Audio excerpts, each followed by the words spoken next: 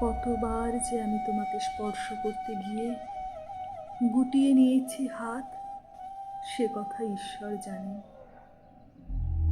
তোমাকে ভালোবাসার কথা বলতে গিয়েও কতবার যে আমি সে কথা বলিনি, সে কথা আমার ঈশ্বর জানেন।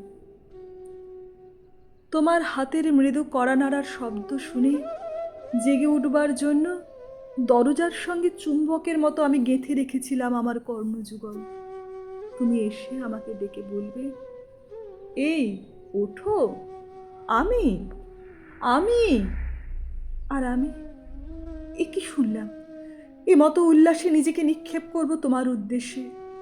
কতবার যে এরকম একটি দৃশ্যের কথা আমি মনে মনে কল্পনা করেছি, সে কথা আমার ঈশ্বর জানেন।